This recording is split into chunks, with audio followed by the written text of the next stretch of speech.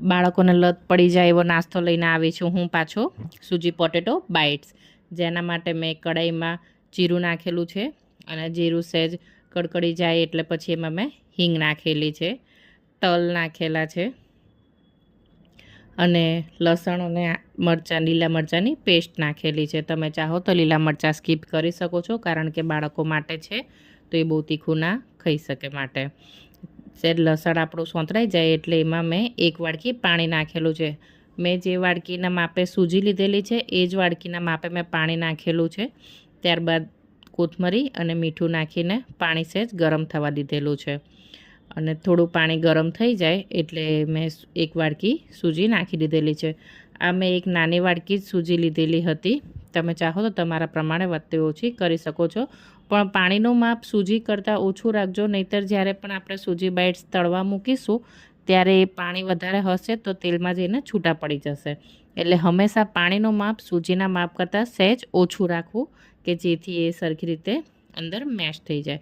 હવે મારું બધું પાણી અંદર શોષાઈ ગયું છે અને મેં સૂજીને વ્યવસ્થિત હલાવી લીધેલી છે. ત્યારબાદ એને પ્લેટમાં ટ્રાન્સફર કરી અને સહેજ લોટ બાંધી આપણે એવી રીતે એને મિક્સ કરી લીધેલી છે.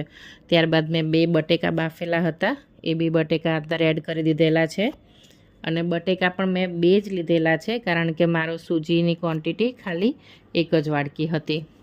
પછી એમાં 1 ચીઝ ક્યુબ નાખેલું છે. ચીઝ ક્યુબ બિલકુલ ઓપ્શનલ છે, તમે ચાહો તો તમે સ્કીપ પણ કરી શકો છો, પણ બાળકોને ચીઝ વધારે ભાવતું હોય છે એટલે મેં નાખેલું છે. અને આવી રીતે મારો લોટ તૈયાર થઈ ગયેલો છે. હવે હું એના બાઇટ્સ બનાવીશ.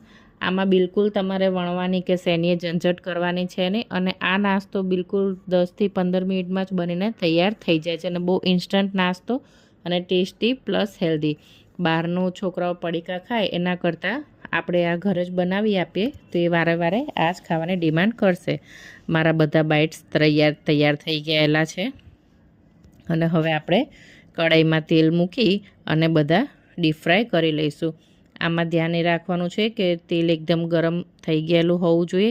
સહેજ પણ એ જો ઓછું ગરમ થયેલું હશે તો તમારા બાઇટ્સ ચોંટી જશે નીચે તળીએ. એટલે તેલ એકદમ વ્યવસ્થિત ગરમ થઈ જાય પછી જ તમારે અંદર બાઇટ્સ નાખવાના છે અને ગોલ્ડન થાય ત્યાં સુધી તળી લેવાના છે. હવે મેં બાઇટ્સને કાઢી લીધેલા છે. બસ આપણા સૂજી પોટેટો બાઇટ્સ રેડી છે. આની ઉપર મેં ખાલી પેરી પેરી મસાલો નાખેલો છે અને બાળકોને આપેલા છે. જુઓ, બહારથી એકદમ ક્રિસ્પી અને અંદરથી બિલકુલ સોફ્ટ.